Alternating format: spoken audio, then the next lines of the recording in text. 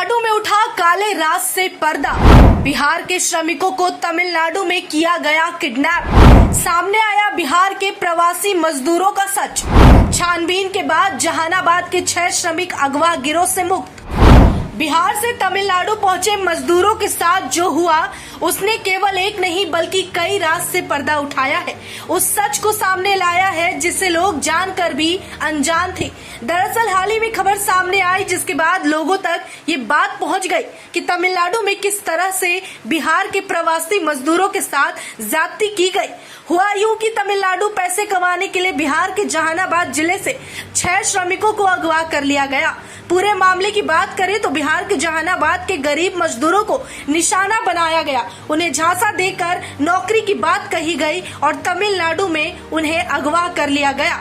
इतना ही नहीं, किडनैपर्स लगातार परिवारजनों से पैसे मांगते रहे और काम निकलते ही मोबाइल ऑफ कर दिया। हालांकि इस गिरोह का भी पर्दाफाश हो चुका है और कई लोग इसे पकड़े जा चुके हैं।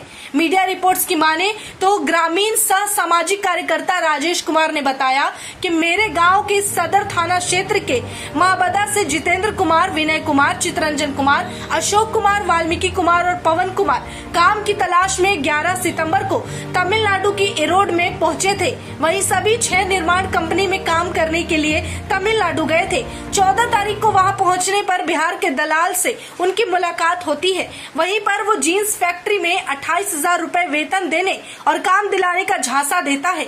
15 सितंबर को उन्हें झांसे में आकर वो सारे श्रमिक उस दलाल के साथ उनके बताए जगह पर चले जाते हैं। वहां पहुंचते ही दलाल अपने गिरोह की मदद से सभी श्रमिक को बंधक बना लेते हैं और उनके साथ मारपीट की जाती है और उन्हें अधमरा कर दिया जाता है। उसके बाद उनसे मोबाइल ले लिया जाता है और जो पैसे हैं वो छीन लिए जाते हैं। वहीं सूत्रों के मुताबिक एक श्रमिक के मोबाइल के बैंक खाते में 1.94 लाख रुपए मिलते हैं, जिसे जबरन पासवर्ड पूछकर अपने खाते में गिरोह ने ट्रांसफर कर लिया। दूसरे श्रमिक को उसका मोबाइल देते हुए अपने अपने घरों से 20-20 हजार रूपए मांगने को कहा गया। श्रमिक ने फोन कर सभी परिवार वालों को अगवा किए जाने की जानकारी दी और तत्काल रकम भेजने को कहा। अपने अपने घरों के बेटे भाई को छुड़वाने के लिए सभी पीड़ित परिवार वालों ने कुल 1.5 लाख इंतजाम कर फोन के माध्यम से इसे भेज दिया। वहीं आधी रकम दलाल के अपने मोबाइल से उसके खाते में मंगवाई गई थी। वही रकम जैसे ही दलाल तक पहुंचा उसके बाद सारे नंबर उन श्रमिकों के बंद कर दिए गए। जैसे ही इस अनहोनी की आशंका परिवारजनों को लगी उसके बाद पीड़ित परिवारजन वहां के डीएम, एसपी सहित तमिलनाडु के पूर्व डीजीपी जहानाबाद निवासी करुणा सागर से मदद की गुहार लगाने लगे। उसके बाद वहां करुणा सागर ने तुरंत ही तमिलनाडु की इरोड जहां पर मजदूर फंसे थे उनके एसपी से संपर्क करके घटना की पूरी जानकारी देते हुए साथ ही मोबाइल नंबर उपलब्ध कराते हुए इसके बाद वहां की पुलिस ने वहां के लोगों से संपर्क किया और नंबर को ट्रेस करने की कोशिश की।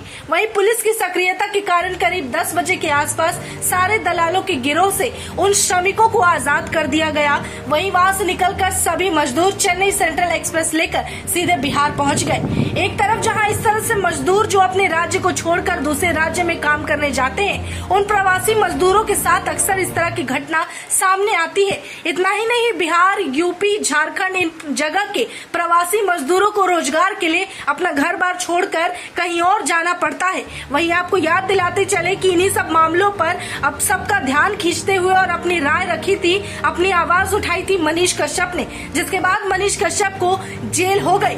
वहीं ये भी कहा जाता है कि मजदूरों के साथ जो कुछ होता है वो प्रवासी मजदूर अपना घर छोड़कर बाहर काम करने आते हैं और उन्हें कम वेतन दिया जाता है, उन्हें तकलीफ होती है और इस तरह के मामले भी सामने आते हैं। लेकिन इसके बावजूद सरकार इस पर ध्यान नहीं देती और इसी बारे में मनीष कश्यप ने वीडियो भी बनाया था जहां उसने सिर्फ ये कहा था कि सरकार को इन मामलों पर ध्यान देने की जरूरत है।